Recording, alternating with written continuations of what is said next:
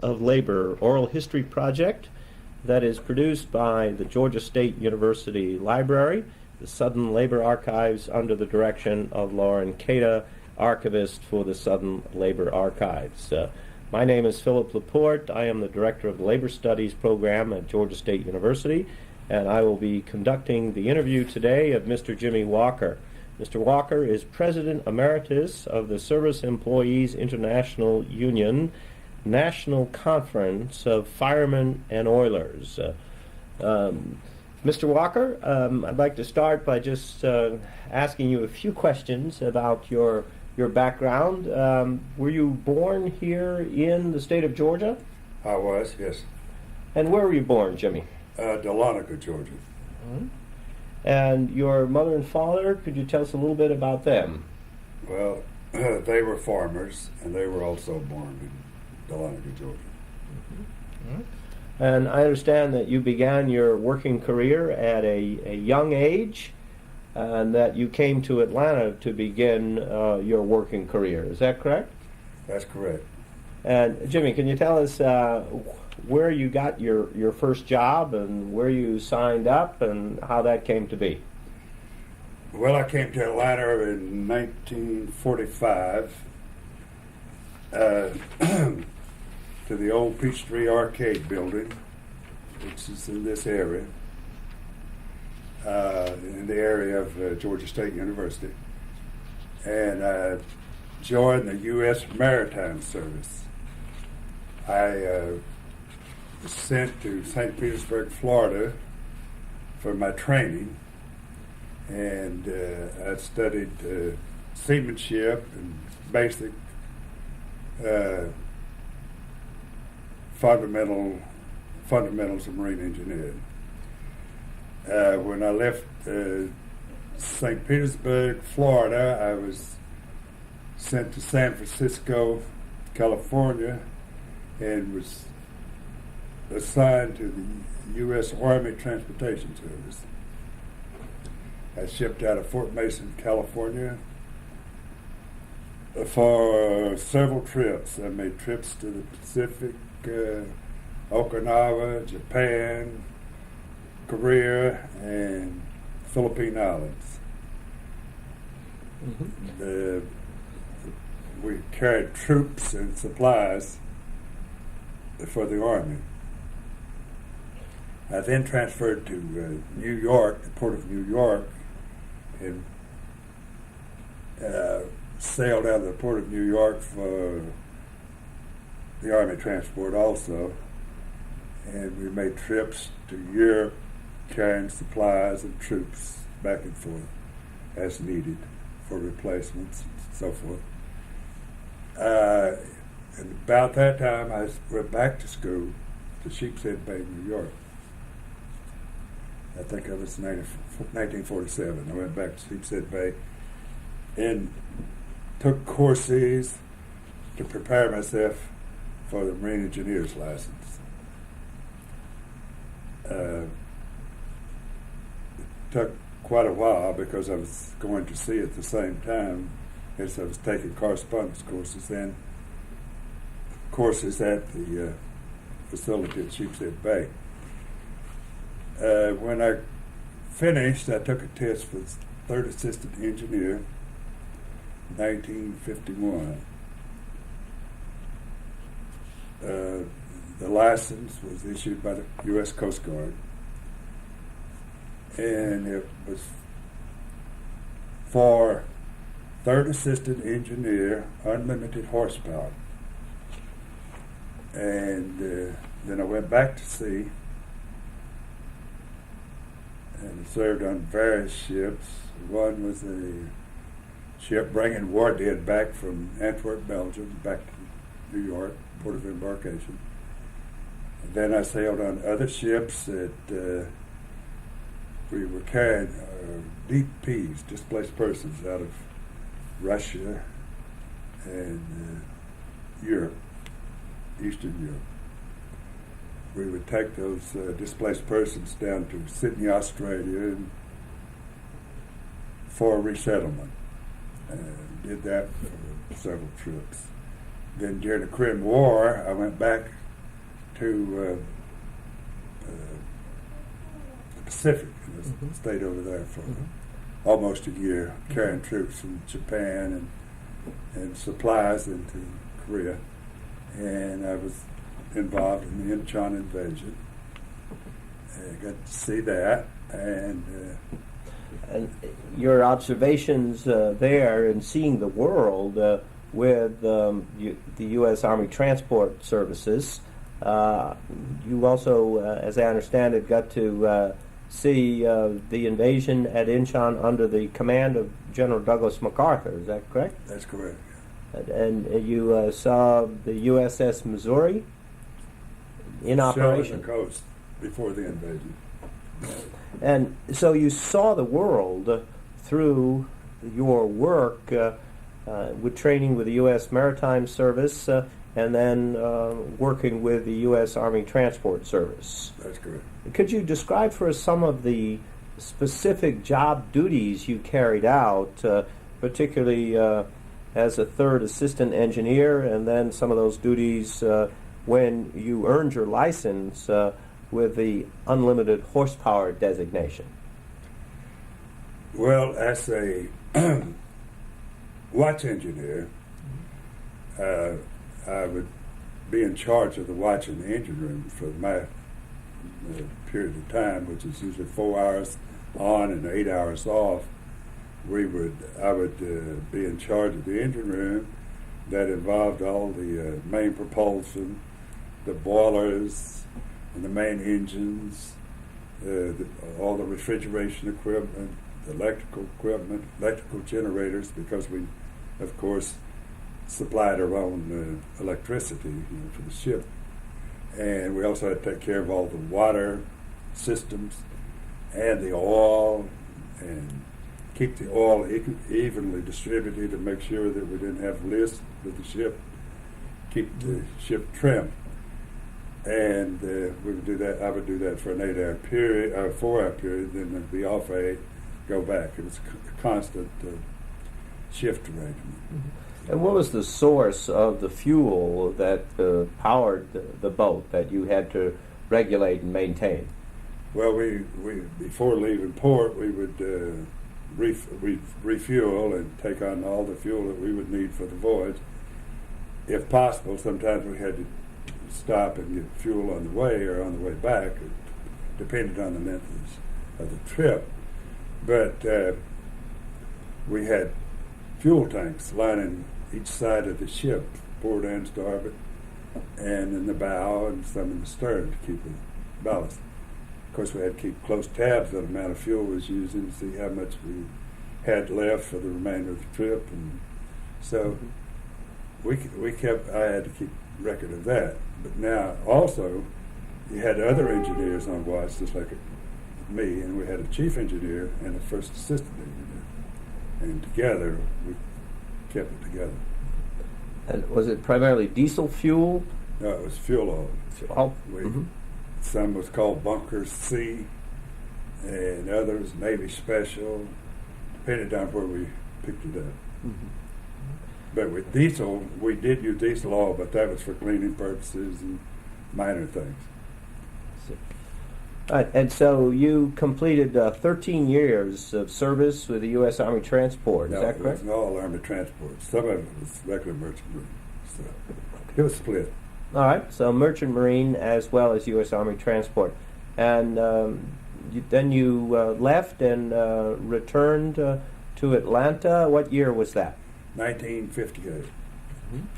And so what was the process where you, I understand that you got married and wanted to come back from sea and settle down, and so you returned to your home state, your home area. Is that correct? That's correct. Well, tell us a little bit about that transition and coming back to the state of Georgia and where you looked for a job and the job that you got. Well, I was visiting Atlanta, and I seen that they were building a brewery. It's Carlin Brewing Company over in Hakeville.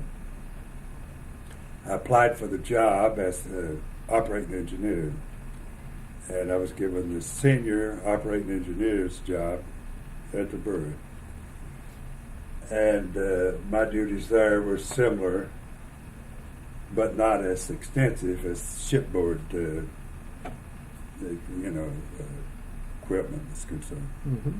We had boilers, and we had pasteurizers, and we had CO2 systems, Freon refrigeration systems. Mainly, the main coolant that we worked with at Carlin was ammonia refrigeration. Ammonia. NH3. I see. And I stayed there until when I became employed with Carlin. I found they had a union, and I decided to join the union, of course. And a short while after I joined, I became shop steward. And what union was it that was? It was the International Brotherhood of Firemen and Oilers. I see. And did the International Brotherhood of Firemen and Oilers represent all of the production and maintenance employees at Carling Brewing, or was it just one specific unit? The International Brotherhood of Firemen and Oilers represented the engineering department, which included the maintenance work. We also had the Machinists Union and the Brewery Workers Union at that time. Mm-hmm. So, and how many people were in the engineering department, including the maintenance personnel? There's only about 12. And so you became the shop steward. You were elected shop steward Right. for the Firemen and Oilers, representing the 12 employees in that bargaining unit. Right, and I was also on the negotiating committee along with the other two unions, negotiating agreement. So we worked together. So were there 3 contracts? 3 contracts. And the 3 unions had a council of unions that they coordinated their bargaining with Carling Brewing? Sometimes, but not all the time. Mm-hmm. When it was in our best interest, of course, we did it that way. All right. And so in 1958, you joined the union, and shortly thereafter, you were elected as steward, and then you served on the negotiating committee and the council of unions. How long did you work at Carling Brewing in Hapeville? Let's see. I left in 1971. Mm-hmm. The reason I left is because I was elected business agent of Local 288 of the International Brotherhood of Firemen Oilers. And in that job, as a business agent for Local 288, what were your job responsibilities? Well, I had an office in downtown Atlanta at the Hartford building on Edgewood Avenue, and I was responsible for 15 contracts covering 900 members. And who were some of the companies that you had contracts with? The largest one was, at that time it was named Warren Share. It was over on, in this general area. I don't know the street. I don't know. We had about 400 or 500 members there. Well, that many in the bargaining unit. Not all of them were in the union, of course. And then we had Carlin. We had the. Well, Warren Shear. What did they do? They manufactured refrigeration equipment for the grocery people. Mm-hmm. Kroger and Winn-Dixie. Most all of them used that equipment. It was later bought out by Kaiser Warren. They called it Kaiser Warren. Another company I had was Kearney National out in Tucker, Georgia. It was an electrical company. We manufactured electrical parts for the industry. We had chemical companies, several chemical companies. Dettelbach, Sight Singer,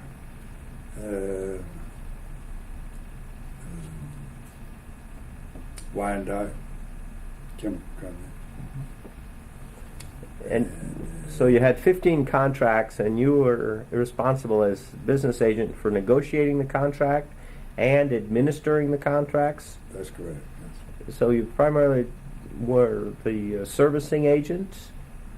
And can you tell us any of the negotiations stand out in your mind when you were business agent for Local 288? Yeah, they were all hard. Well, we had one strike that comes to mind. That was at Warrenshire. And we had reached agreement, and then we had interference from outside sources by a group called the October League. And they were trying to take over local unions, and they were trying to take over the Fireman Oilers Local 288. And so we thought we had the contract settled, but we went back out in the street. And that lasted for about 2 or 3 weeks. And it was, a little violent. Had a few incidents where the police were involved and all that. And the Federal Mediation and Conciliation Service was very helpful. And we appealed directly to Bill Ulster for assistance, the international deal from Washington. And he provided us with a good agent. Bob Baker was his name.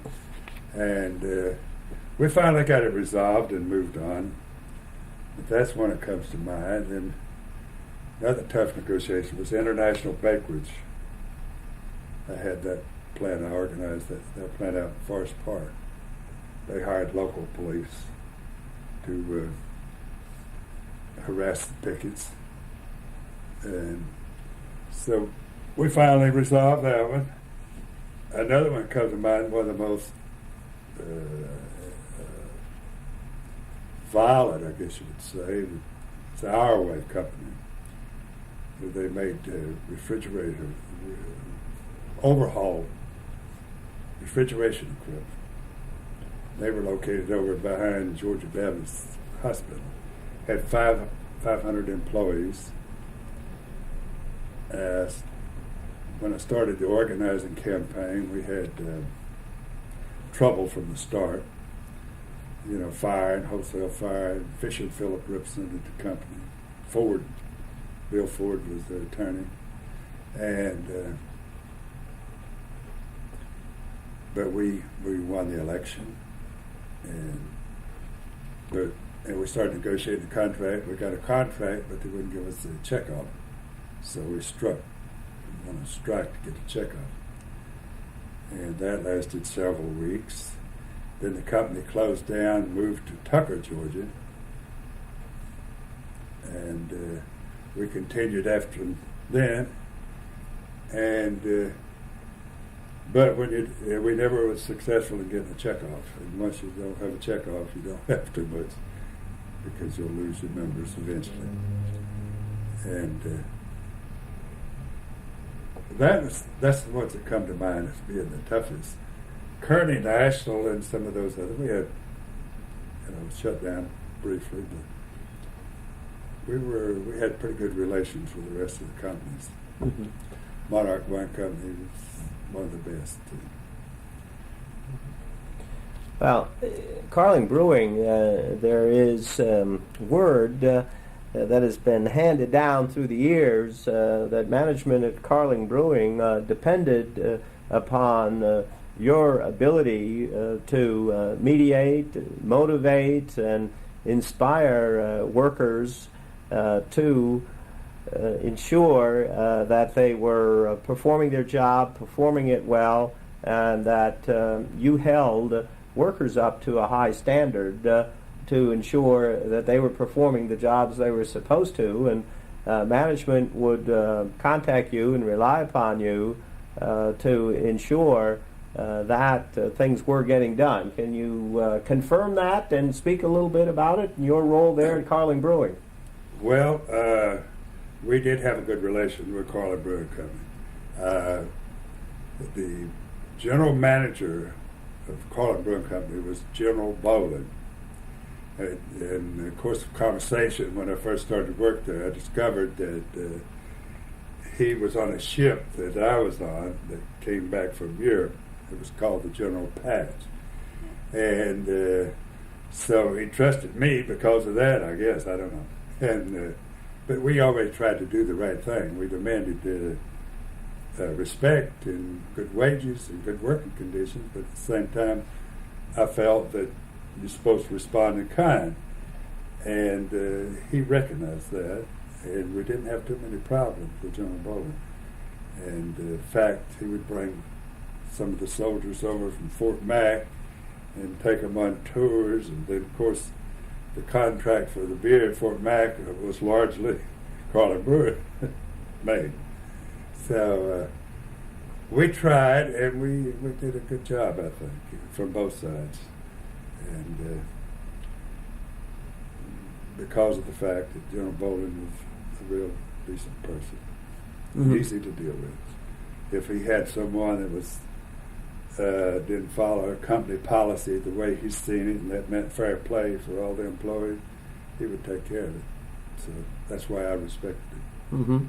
And so you had been employed there for some 13 years, and then you were the business agent negotiating and administering that contract after that. Right. So how long was your relationship with the Carlin Brewing Company?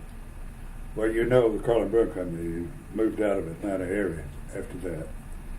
I believe they left around 74. I'm not quite sure, but So the better part of 16 years. Mm-hmm. Yeah. And so how long did you remain in the position as business agent for the local union? Oh, well, let's see. I have to think. Of course, when I was business agent, handling the contracts and the negotiations and all the business part of the local, I also became involved in organizing. I started organizing campaigns. In 1972, I organized the Monarch Wine Company here in Atlanta.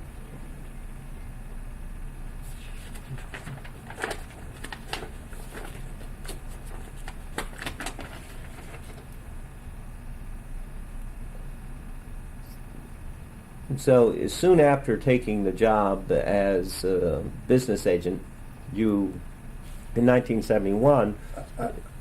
Excuse me, I have that.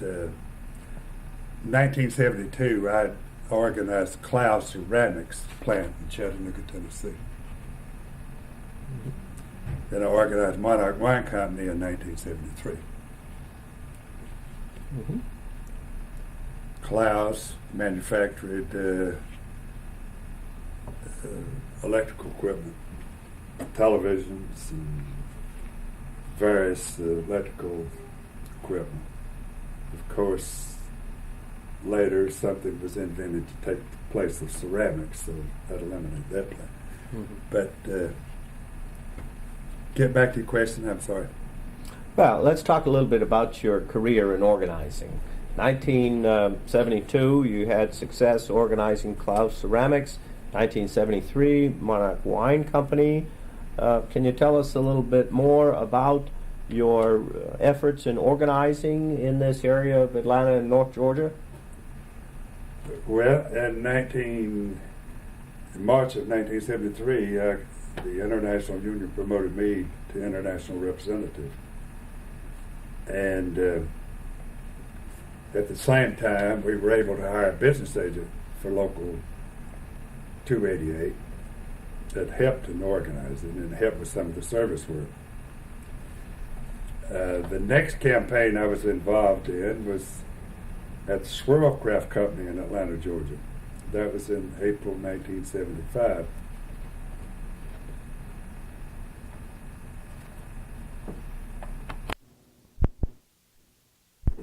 Swirlcraft, I was successful.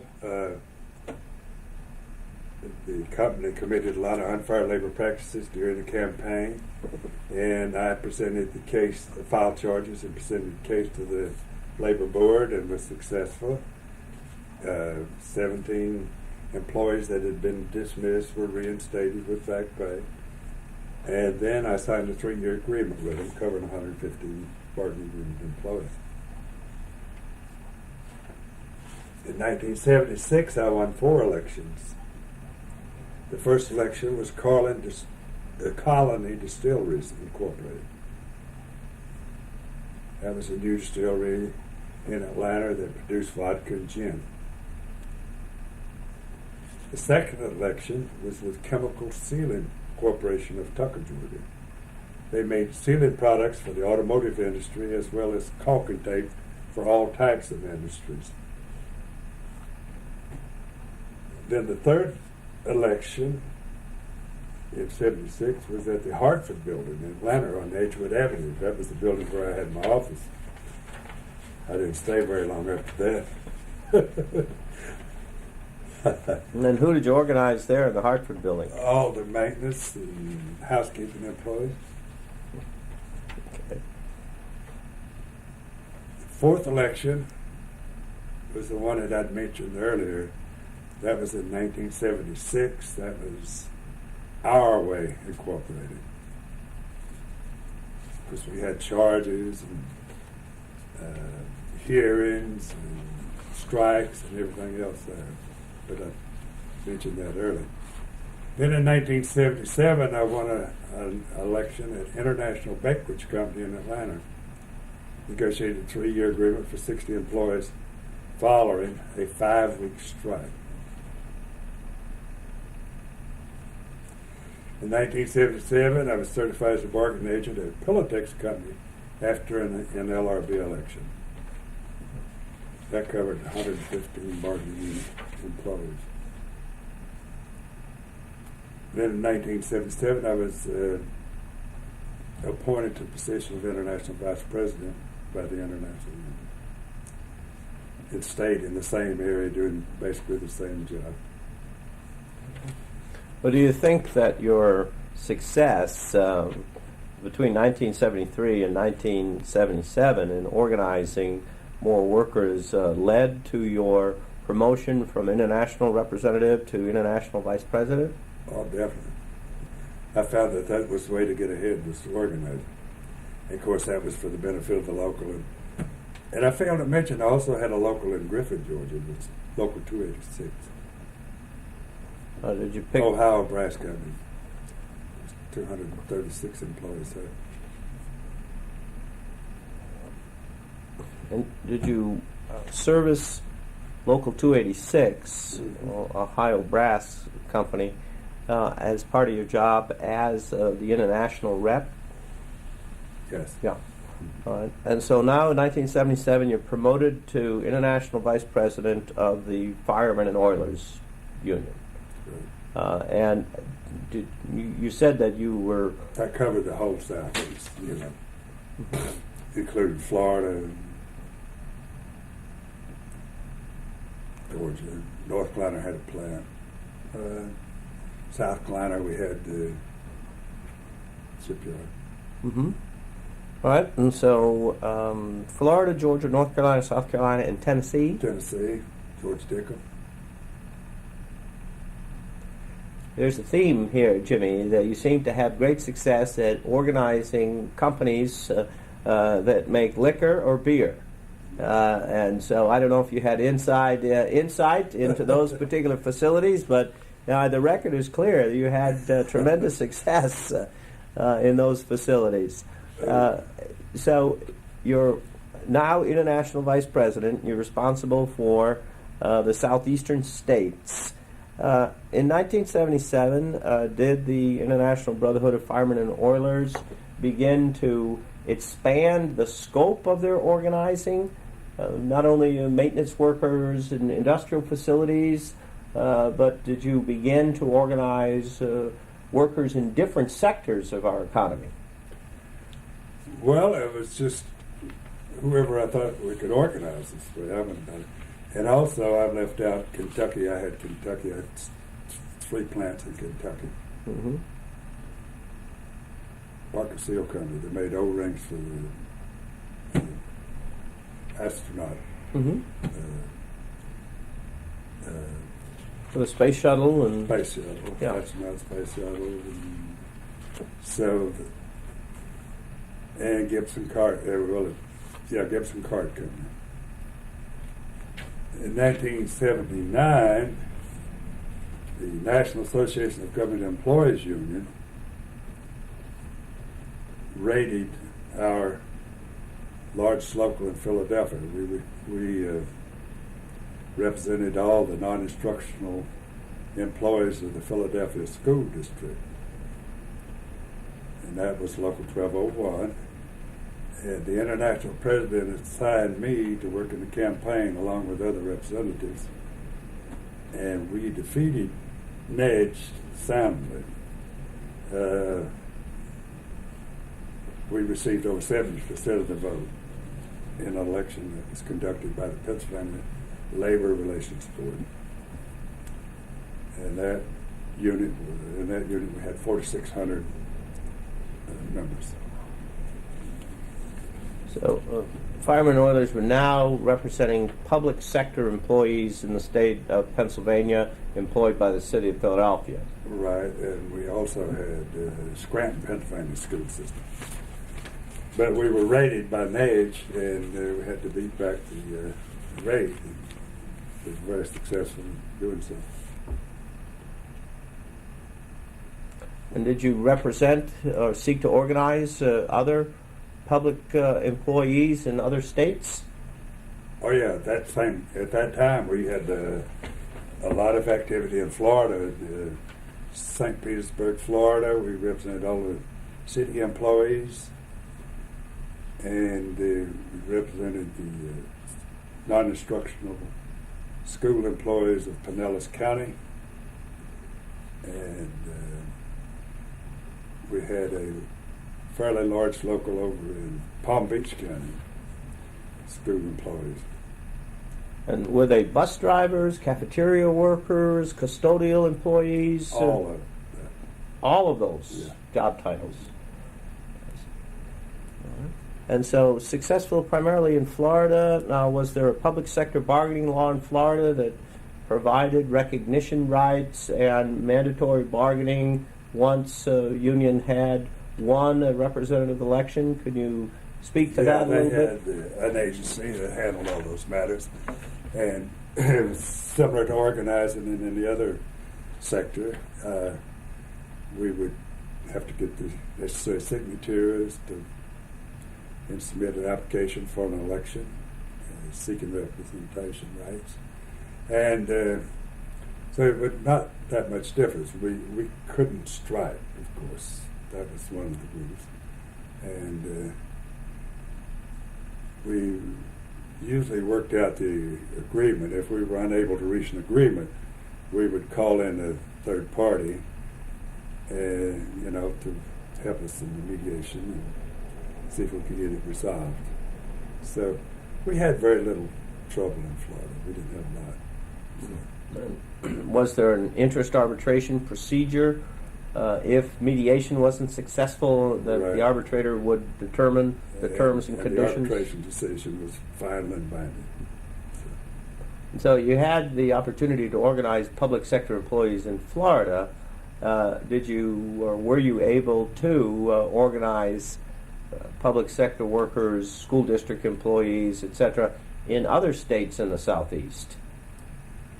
No, none other than Florida. Georgia does not have a public Yeah. sector bargaining law. Unions that are here representing workers in the public sector are primarily lobbyists.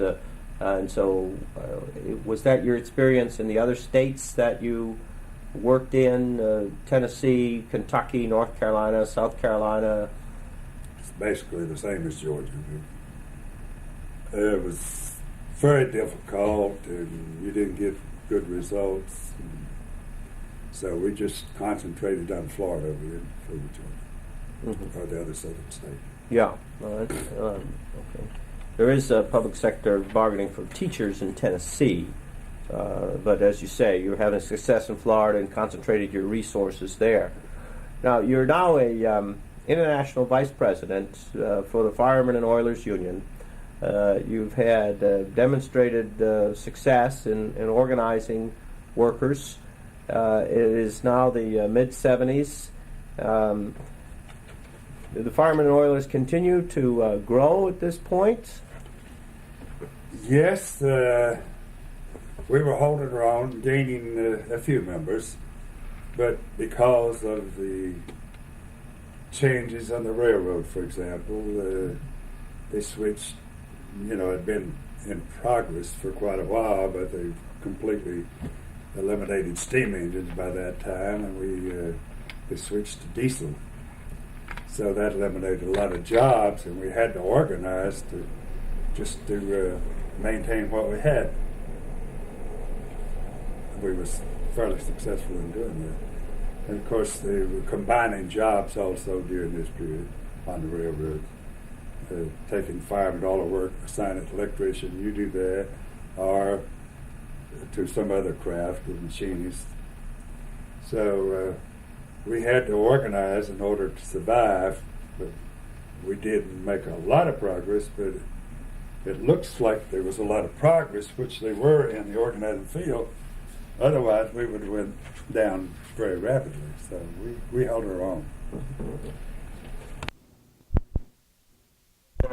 The change in the way work was done in the railroad industry, and one of the things that I think people would like to realize or understand is the work that was performed by firemen and oilers on the railroads and how that change affected jobs. Could you speak a little more about that? Well, a fireman on the railroad used to use a shovel. Shovel coal into the boilers to produce the steam that runs the engine. When diesel engines came along, and it required several, employees to do that work because it's hard work and it needed more than one person. When the diesel engine came along, that eliminated the need for that. They just So they'd eliminate like 3 or 4 jobs at one whack when they switched over to diesels. And all the railroads were doing that as quickly as possible. So that's why we lost a lot. And then the railroads started tightening the screws to, in some cases for good reason. They had more people than really needed to perform the job, but it was like a fireman oiler might be doing some of the electrician's work. And the electricians complained about that and said, that's our work, get away from it. And so we were eliminated from doing any more of that. At the same time, they would turn around and give our work to the electricians or to the machinery, further eliminating jobs. So we were faced with a pretty trying time in trying to keep our members. So they eliminated quite a few. We dropped large number of railroad. So to make up for that, then we had to organize. So that was what saved us up to that point, was organizing in the public sector and in the private industry, which was still fairly easy at that time. To me, it seemed easy. I didn't see a lot of problem with it. The labor board was always a pain. Giving us hard times, but you could work things out still at that time if you were persistent, keep going back. But that was about the way it was in the 70s and 80s. Just constant battle to keep your head above water. Well, you've attributed your rise in the Firemen and Oilers organization from being a member to be elected steward to being a business agent to being an international representative to being a vice president of the organization to your ability to organize workers. and you've said that you thought organizing was relatively easy. Well, Jimmy Walker, can you give us some insights as to what it was about you and your personality and perhaps your ability to relate to working people that allowed you to achieve this success in organizing? Well, I approached it organizing in the same manner to the employees. I approached the employees in the same manner that I would have liked to be approached if they were trying to get me to join the organization. I was always well prepared in presenting my program to the non-union employees, showing the benefits of unions. And to me, that's easy to do. If you're working in a plant or for any employer, in my opinion, without a union, you don't have a say on the job, and you might be making good money, you might have good working conditions, but all that can be wiped out by a stroke of the pen, or if a new boss comes in and says, well, I don't like you, you're out of there, you're gone. But with a union, you have that protection, and that's the way I always presented it to the non-union people. You have to have a union, and I think unions are needed for a balance. You know, you can't have it one way. I think we experienced that during the Depression when all the money went to the corporations. The employees didn't make enough to purchase the product they were producing. So I believe in the union, and I think in order to organize people and tell them about the union, you have to believe it yourself 100%, and I do. And that's why I think I was successful in that area, because I didn't try to give them a snow job. I just told them the facts, and then told them how we did the work. When I would have a union meeting, I would go through the procedures that I would take if they voted union, and that was to negotiate an agreement that they could live with, give them protection under the contract, and give them the right to file a grievance, which was their legal right by law. But a lot of them didn't know that and didn't realize. So that's the way I approached it, and I think it was a successful way. I didn't go out and start a demonstration right away, passing out handbills and things at the work site. I approached it differently. I made contacts with key people working in the plant, and then set up meetings and discuss unionism with it. And that was successful for me. It was a successful way to do it. So you brought 13 years of experience working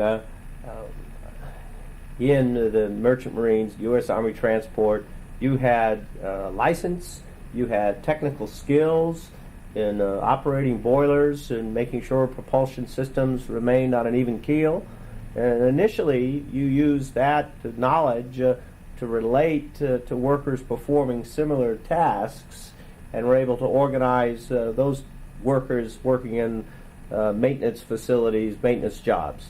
Then, as a business agent with the Firemen and Oilers, you expanded your organizing efforts to a variety of different employers. Do you think that your ability to relate to workers, to relate to people, enabled you to have that success where you may not have had any direct experience in the industry that you were organizing workers in? Well, I would go back to my shipboard experiences. I had to work on board ship with people from about every nation there is, you know. So I learned to get along with people from different backgrounds than my own, you know. We had people that would be working like in the engine rooms and the steward's department and the deck force and all of those different categories.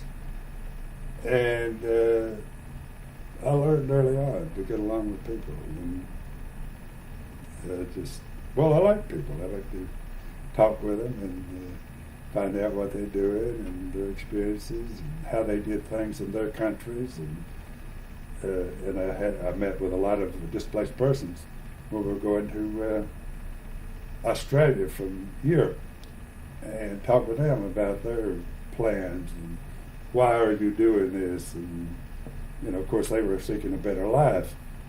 So I picked up a lot of experience in shipboard time, and also at Carlin. We had different categories, and I served on the different boards for different organizations. So I learned to mingle, and like I say, I loved the job, and I loved organizing, and I loved the people, and thought I was contributing something to working people as a whole. Well, one of your organizing efforts was in downtown Atlanta at a facility that welcomes people from every walk of life and all over in the hospitality industry, and that's the Hilton Hotel in downtown Atlanta. Can you tell us about your efforts and the attempts by the Firemen and Oilers to organize the Hilton Hotel? In March of 1980, well, even before that, a couple months before that, I met people in a cafe, some of the employees from the Hilton, a little cafe next door to the Hilton. And they were talking about their work at the Hilton Hotel. And I overheard what I'm talking about, the refrigeration equipment that they use, and the boiler equipment, heating systems, and so forth. So I began a conversation with them, and of course I had knowledge of those different jobs that they were talking about. And in the course of conversation, I asked if they have a union. And one person said, no, but we need one. So they're in the hotel, and we would meet like once a week and discuss the issues. They would tell me what was happening, what they thought was wrong, and why they would like a union. What do you expect the union to do for you, was my question to them. And so I seen that we could help them get the fire straightened out. I started the card signing after the committee. I got the card signed, and I had about 50% of the cards signed before I petitioned for an election. I demanded recognition. Of course, it was denied, and then I petitioned the NLRB for an election. And we had the election. I was successful in the campaign. We won it. And I notified the hotel. I'd like negotiations. And a lot of people said, oh, they'll never agree to negotiate a contract with you. You win an election, but you won't get a contract. Well, I met with the company and with my committee, and we reached agreement. We got a 3-year agreement with the hotel and had fairly good relations with them. But following this election, people from housekeeping approached me. There was 185 employees in housekeeping. And by the way, there was 40 at that time, 40 employees in the engineering department. 185 in the housekeeping. They approached me and wanted to know, could they organize? So I said, sure. We went through the same procedure and had the election. We won the election and was certified as bargaining agent by the NLRB. The company appealed it to their attorney, saying that that was an inappropriate unit because we should have included the other group, food and service workers. And they were successful in getting the certification set aside for the housekeeping. So while all of this was pending, I started an organizing drive with the food and beverage, along with the housekeepers. And it went very well, and I'm sure we won it if we had a count. At the day of the election, we were supposed to count the ballots at 5 o'clock. 5 minutes to 5, a representative from the Labor Board came down with a message from Curtis Mack, who was the NLRB director, to hold the ballots, not to count the ballots. And that was it. But the reason I knew we had it won, because the company had 2 observers, and they were both helping me in my campaign. And so when I seen them sitting over on the company side as an observer, I realized we had that thing won big time, because they were happy and they had gotten a lot of cards signed for me.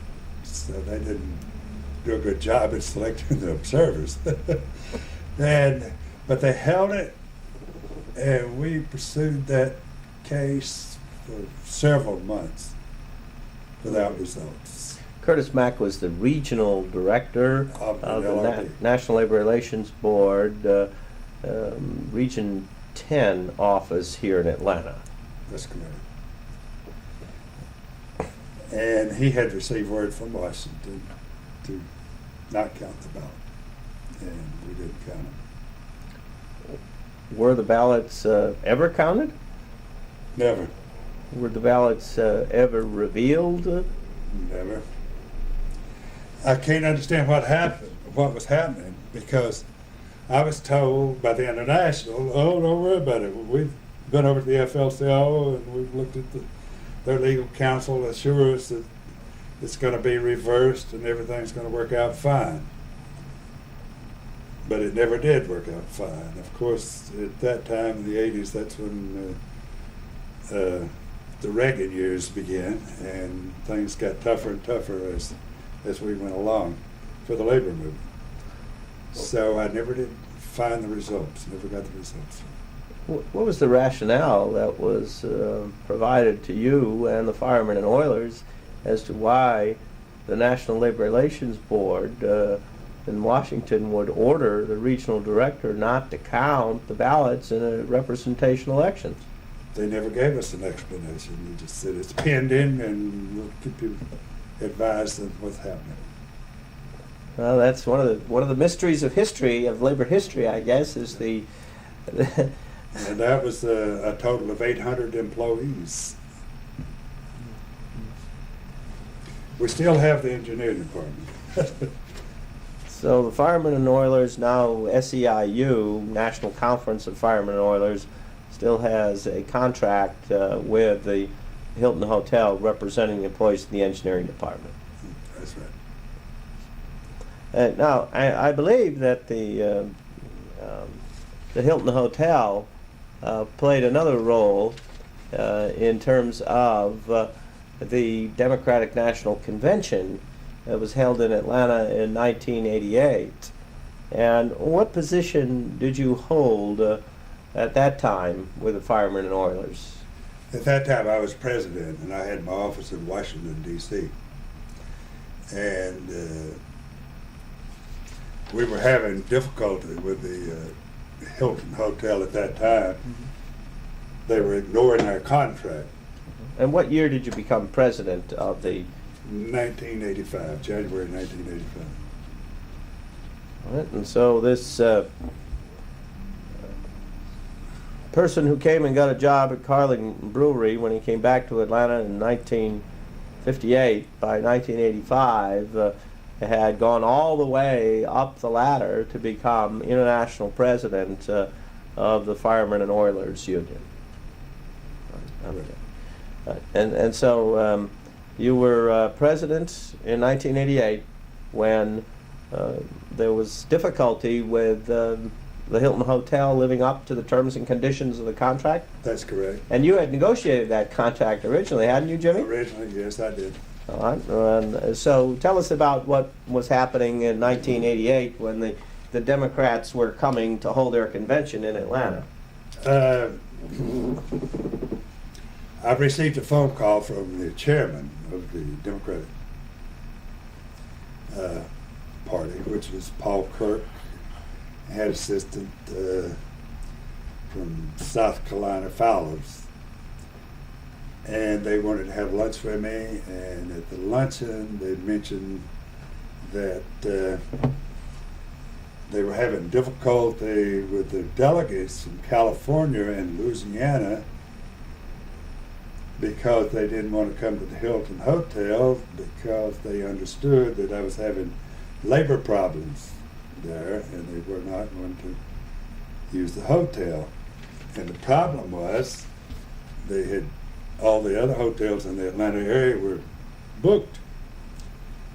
So they had a real problem. And I realized that would be an opportunity for me to get the contract straightened out.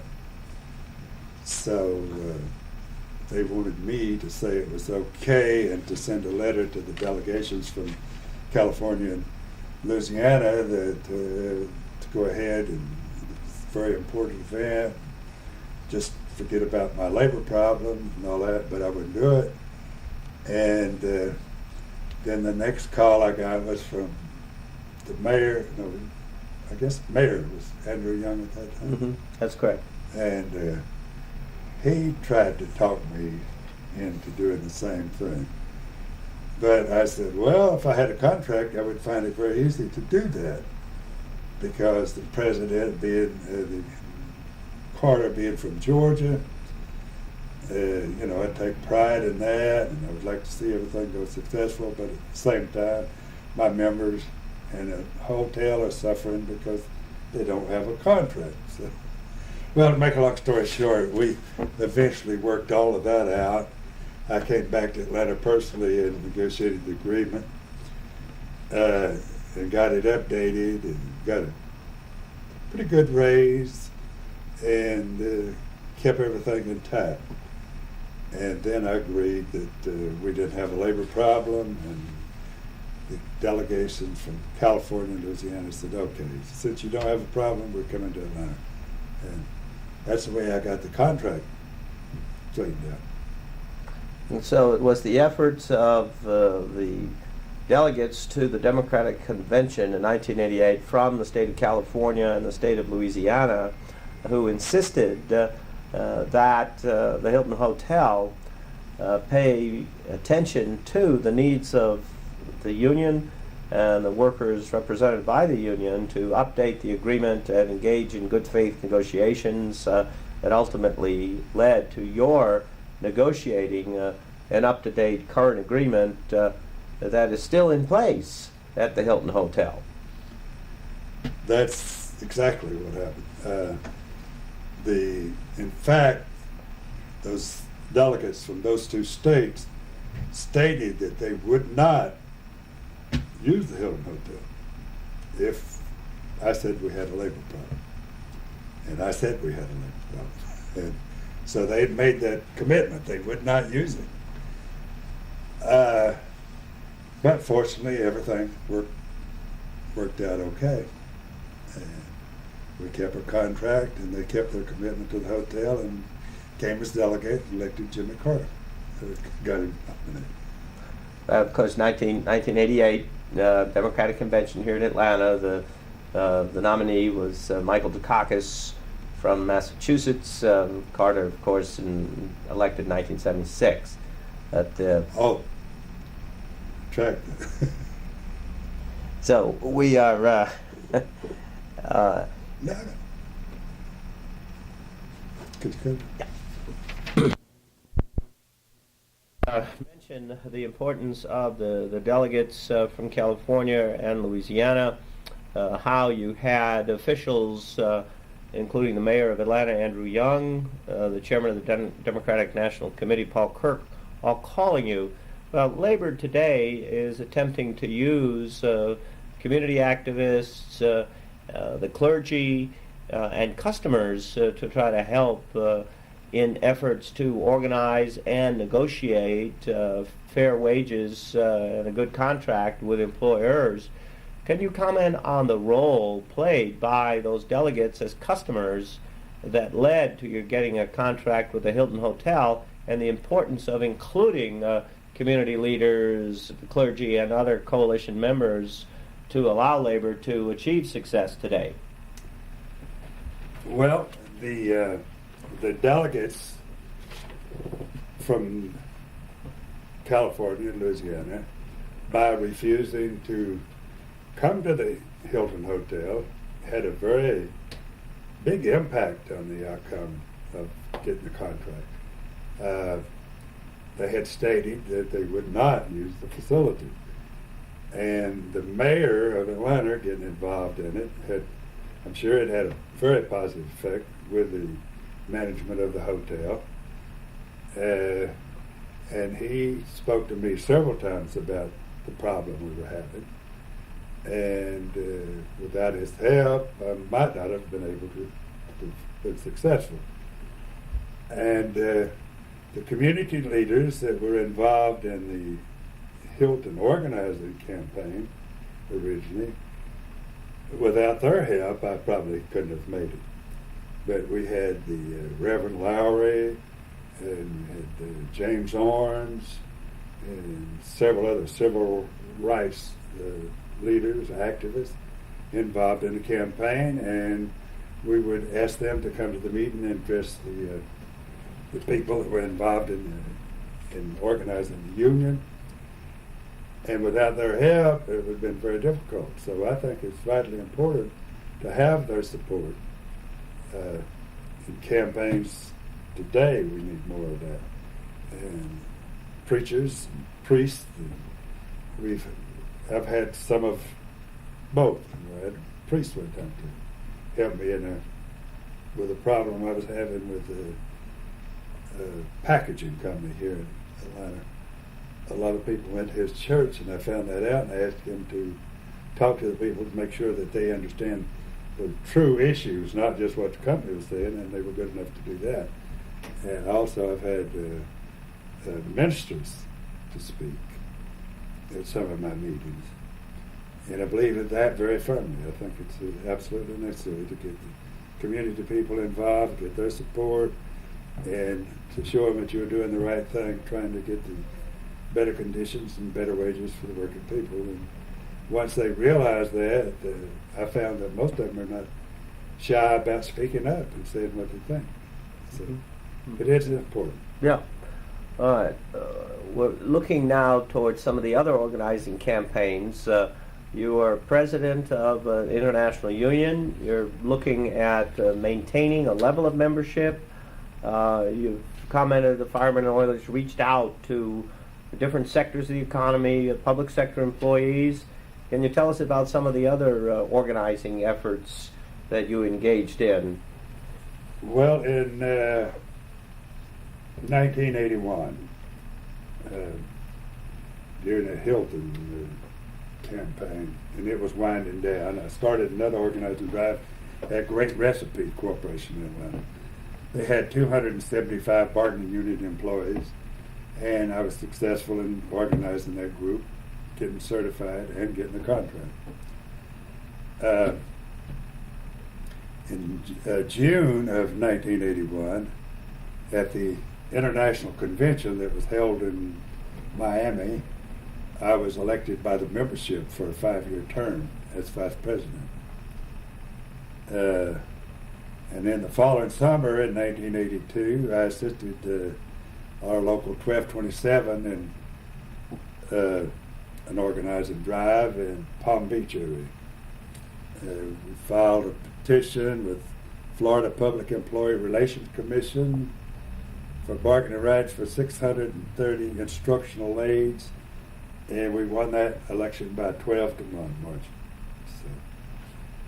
So, in November 1983, I started an organizing campaign at Oil Mark Mills in Dawson, Georgia. Assisted me in that organizing drive was the Ernest Webb, which is vice president of the Albany Labor Council at that time, and a person by the name of James Willoughby. He was part of the drive. Now, during the campaign, we had a lot of harsh words between the union and the company officials trying to get us arrested for being on company property. And I always made a point to stay on this side of the telephone pole, so I was safe. But there was a lot of animosity built up during the campaign. On 3 days before the election, we were holding an organizing meeting at the Alps Club. It was a big block building out in an open field with a small hill above the building. And let's see, we'd go into the front entrance, the front of the building, walk back. That was like a recreation area with pool tables and so forth. Then we walk through another room and then go into the main room for the meeting. And we had about, I would say, 350 at least employees from Walmart Mills at the meeting. And we were talking about the union, had a little music, and kind of celebrating a little bit. And then suddenly, there's always a group that wants to harass you, and it wasn't that I were trying to start trouble or anything. I was trying to hear what they were saying. I have a little hearing problem sometimes. So me and Willoughby and another employee from the plant were walking towards the group to address them, to answer their questions. And as we started walking towards them, they said, no, we don't want no trouble. And then suddenly, bullets started whizzing in there. There was 12 shots fired into the building. And some of it was aimed at the automobiles that were in front of the entrance. At that time, they had those little pintos. If you hit the gas tank, they would explode. If they'd done that, we'd have been in terrible shape because they didn't. I found out later they didn't have an exit door. But I got the crowd calmed down. Panic at first, but I got them calmed down and reassured them that those people had probably already left the area. And they stood by me, and 3 days later we had the election and won by a big majority. So we had representation rights for 385 employees after the finish, and kept them for a lot of years. Eventually, just recently, I think, the plant moved the operation to South America someplace. But we got them good wages, and after that, surprisingly, we had good relations with the company. So, Even in the face of gunfire, you still were able to organize workers in Albany, Georgia. right. It was fun. Yeah. Well, James Willoughby has been a leader in Albany, Georgia for many years, and He got shot, by the way. He got shot in the rear end. And the other guy that was on the other side of me, he got shot in the stomach, and he was in intensive care for several days down there. But Willoughby stuck by me. He said, don't tell my wife. She won't let me get involved in any more organizing. well, But it turned out well. It's all well that ends well, I guess. yes. Well, you had these achievements in organizing, and you also participated as a representative on a number of boards, commissions, councils. Can you tell us a little bit about some of that service as president of the Firemen and Oilers?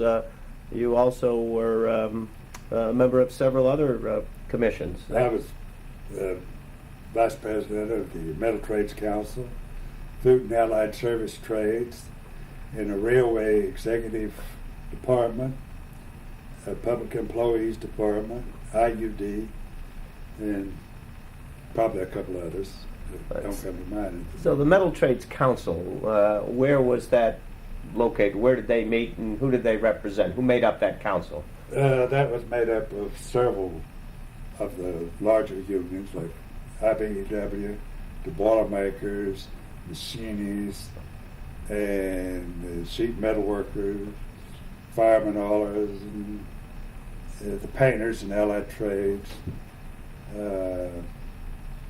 operating engineers. And we would meet periodically, like once a month in Washington, D.C., to discuss problems we were having in shipyards and things of that nature. And so it would be Newport News, Virginia would be one of the shipyards where the Building Trades Council would have the Were members? involved, yes. And then the one in Washington, D.C., we had a small group there in Washington, D.C.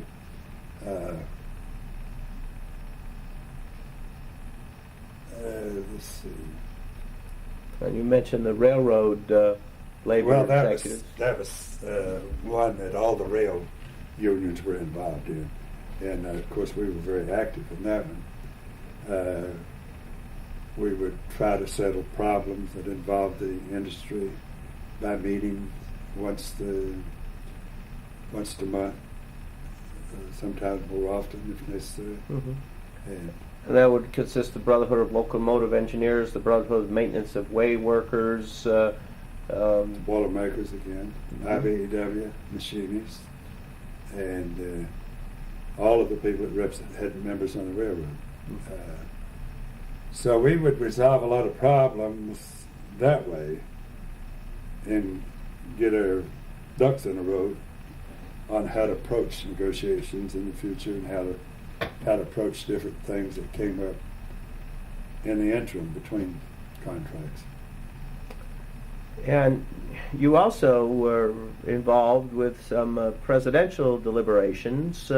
I understand that during the first Bush administration that you were invited to the White House to meet a special international guest. Can you tell us something about that? Well, several of the international presidents attended the function at the White House. It was when President Bush gave Lech Walesa the Medal of Freedom. And we had a reception following that, and we all got to talk to someone that we had something in common with, which was Lech Walesa, the electrician from Poland. And he was there to thank us for the support that he received from the FL-CIO in his efforts to get solidarity and unions in Poland. And so Bush praised him very highly during the evening, and then we had a reception with the President and his wife. It was a very interesting evening. And the next day after that meeting, or shortly after, I think it was the next day, we had the AFL-CIO convention, and President Bush was a guest. And I found out he had a sense of humor when he came to the convention. Lech Walesa was there, and he'd received a thunderous ovation, from the delegates. And following him a little bit later, President Bush arose to speak, and he got a nice round of applause, but he made light of it, and he says, "I really appreciate being here, and I really appreciate the applause from that 5-group member over there in the corner." So it went over well. He was well received after that. And so that was a very enjoyable experience that I had, and then I got to lead the Fireman Oilers delegation when we were bringing Lech Walesa into the hall. So it was a very, very good occasion. I always remember it. And the occasion when I met President Clinton, that was when we were talking about NAFTA. Of course, all the international unions at that time were opposed to it, including myself. And I thought that we were going to be real successful and getting things reversed somewhat, but I found out very short that wasn't the way it was going to be. He was very nice and very diplomatic, the president, I'm speaking of, Clinton. But the final word was, we've been together in a lot of issues and supported you in a lot of your programs, but this is one thing that I can't do it, which I can't do it. And that's about the way it went. And we kidded around with him somewhat, and had our pictures taken with him, and then we left. And then you know the rest of the story. Well, as I understand it, Jimmy, all the international presidents were in the Oval Office, and the president came in and made his remarks, and then there was a receiving line on the way out, and the president was shaking hands with all the international presidents, and you had the occasion in which to make a comment to President Clinton on your way out. Could you set that scene for us and share what you said to the president?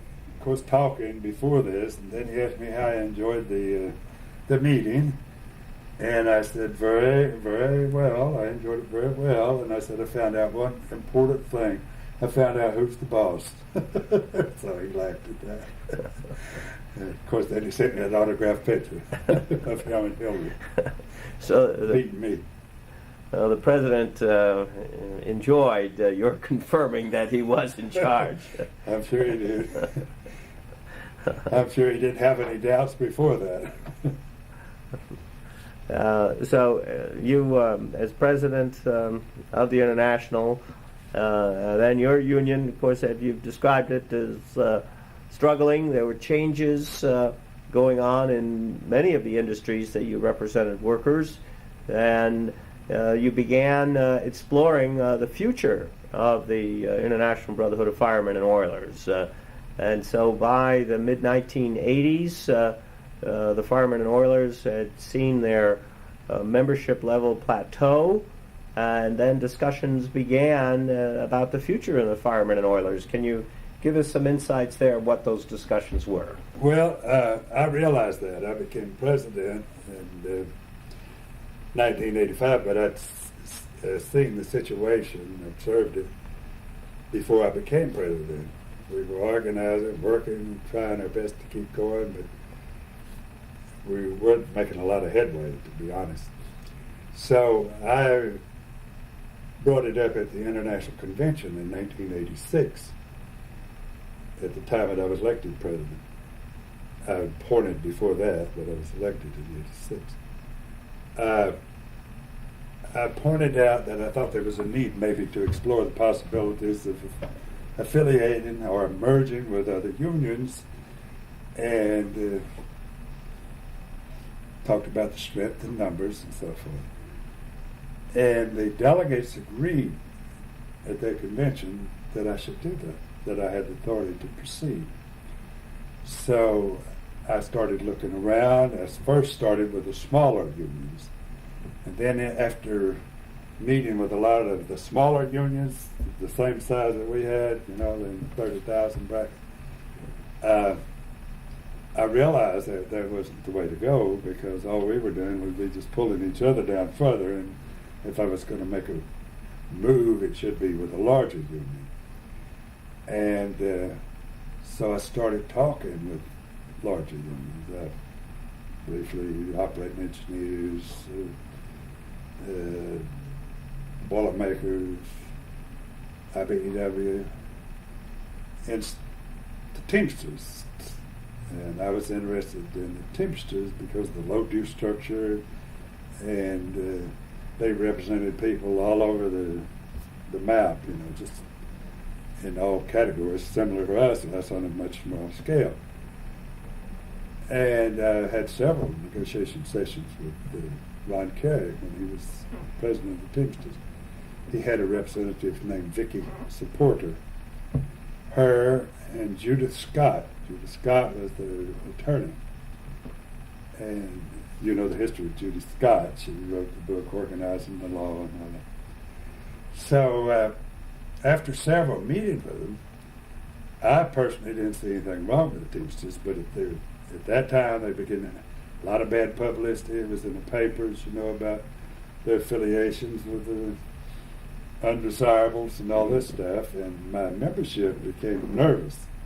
And the executive board, well, maybe we ought to pursue this. Maybe we ought to look at some other organization. So after realizing that it might not be successful, I advised the Teamsters that I was going to put it on hold for the time being. I didn't think we were making progress. And a lot of the questions that I'd asked hadn't been answered to the satisfaction of the members. So I ran into John Sweeney of SEIU, and we talked briefly, and he said, well, he would be interested in talking to me if I wanted to talk. So we arranged a meeting, and I realized that would be a good fit for the Fireman Oilers to go with if we could work out agreement. So I met several times with John Swaney and his assistant, Andy Stern. And Andy was also the organizing director at that time. And we had meetings in Atlanta, we had meetings in Washington, and just happened that Judah Scott, who had been with the Teamsters when I was negotiating with them, had moved over to SEIU. So we already had some understanding of what I was looking for and what I thought the membership would accept. So we took it from there, and we did work out an affiliation agreement. And in 1994, I notified the members that I had worked out the agreement, and the executive board approved it, and that we were going to set a special convention to vote whether to affiliate with SEIU. And of course we did. We had like 95% of the people voted for it. And in my opinion, that was one of the best moves we ever made with Fireman Oilers. Right away, we had the backing of one of the largest unions in the AFL-CIO. They were very helpful. We were involved in a campaign in Cook's Food in Kentucky, which we would have, I don't believe we would have won, because the company was putting a lot of pressure, and there was a lot of opposition from other organizations that felt that they should be the one organizing, not us. So when SEIU got involved in it, things started turning around, and Sweeney even agreed to bring a lot of the members, potential members, up to Washington and show them how to organize. Spent a considerable amount of money, and that is the reason that we won that thing eventually. We got good contracts with them. And they had a big law firm. If we had questions in the past, we got by. We had a law firm that we rely on on a case-by-case basis, whereas the SEIU had 8 or 10 lawyers. If you had a question, give me a call, and we can give you the answer. And in my opinion, maybe I don't want to go on record with this, but in my opinion, if we'd had that kind of backing at the Hilton Hotel, we would have been representing Hilton Hotel employees at this time. So that we gained, and that was the best thing that happened in Fireman Oilers since 1898, in my opinion. Mm-hmm. It was very successful. It was very helpful, and had a terrific organizing program that if I had been younger, I would have loved to get involved in. And they know how to do it. So how to get results. And so I think that was the most successful thing that I did as president of the Fireman Oilers, was steering them in the right direction to get with a big organization like SEIU. And that I still feel of it today. Even with the split and everything, I regret that there's a split between the AFL-CIO and other organizations, but I still feel that SEIU has got a lot of good ideas in that area of organizing. And I think back and I wonder what would have happened to Fireman Oilers if I hadn't taken the problem and addressed it and moved in with it. If I just kept letting it go, we'd probably been out of business by now, been out of existence, especially with all this anti-union problems that we're facing today. So sometimes I can look at Andy's viewpoints and see that in some cases maybe a little pressure should be applied, and that each union should represent their craft and their people that they're supposed to be representing, because that is one of the problems, in my opinion, of the Fireman Oilers. Public employees, government employees, private sector, It was just so strong out that we just couldn't do anything but represent the people. And when you don't organize, of course, you're going to go out of business. So in some cases, I think you need to be prodded. And I think the AFL should have been the one, the AFL-CIOs should have been putting more pressure to some of these smaller unions and saying, look, we'll take care of you, but you're going to have to make some changes. And I think eventually that's the way it's going to work out. I believe.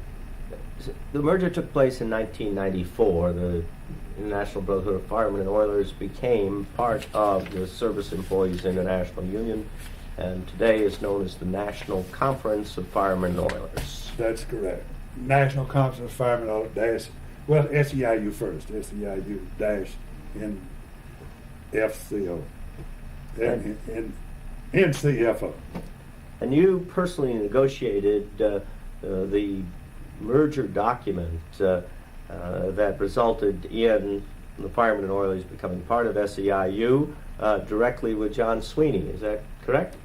That's correct. John Sweeney would usually have people with him, and a lot of times I would have someone with me, but we negotiated face to face, yes.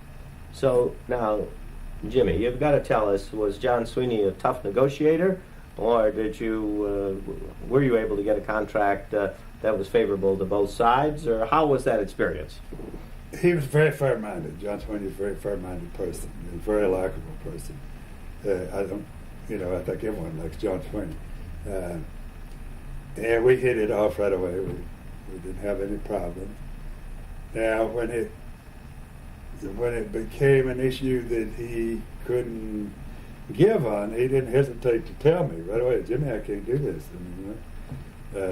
And that was it. But all in all, if you were patient, he would give you basically what you wanted, if it was fair and reasonable, of course. I mean, he's a very skilled negotiator, and I'm sure he could probably out-negotiated me if he would have wanted to, but he wasn't the type of person that wanted to do that. He wanted to get it settled, and he wanted us to be friends, and he wanted to help the Fireman Oilers, and he did everything possible. And so did Stern, and the courts was Secretary of Treasury. They were all very good, and Judy Scott, their law firm, the whole group. I don't see how you could refuse not to go with them once you sit down with them and work things out. So you've described probably the best thing that happened to the Firemen and Oilers since their founding in 1898 was your decision and leadership to have them merge with the Service Employees International Union. Now, my question is, how do you reconcile the base union principle of self-determination for workers with Andy Stern's efforts to make it mandatory that smaller international unions merge into larger unions that Andy Stern chooses for them to go in? Well, fortunately, we didn't have to face that issue because we negotiated the agreement by consent of the membership, and then it was voted on by the membership, by the delegates representing the membership. And so we never had to face that problem. But I could see some of Stern's ideas about, suppose we represented, or you had a union that represented only transportation workers. It would be much simpler and more effective, in my opinion, if they concentrated just on that particular craft or group. And so there is a case where I agree with Einstein. Now, I don't know how it's going to work out with forcing them, but I think if the AFL-CIO was more positive, a little bit more pushy, I think they could make the smaller unions realize the necessity and the advantages of merging with larger unions and concentrating on the areas of the workers they represent in the areas. So, but it was easy to show the workers, hey, we're broke almost. We don't have much money. We got to, a little. We can keep going, but what's going to happen in the future? We didn't know. And so, you ever join an organization with unlimited funds, almost, and organizers all over the place, attorneys to represent you in legal proceedings, and I can't see why anyone would want to make that change. It was tough for me. I was international president. I wanted to keep my position. But it wasn't to be that way, and I realized that when I made the decision to merge. I stayed with the Fireman Oilers division until I retired in '98, and I was also on the executive board of the SEIU and on the pension. I was trustee with the pension for the employees. Mm-hmm. So I think the smaller unions could be convinced if they were approached properly and a little bit more forcefully, because no one wants to give up their empire and say, "Oh yeah, I'll give it to you." Yeah, it's pretty hard to do, knowing from experience. But you have to do what you have to do in order to take care of your membership. And that's why I made that decision. And the executive board went along with me. I had a lot of support from Fireman Oilers executive board, so we didn't have any dissent or dissension from any of those people. So that went real smooth. And then, what year did you take emeritus status as president? 1998, January 1, 1998.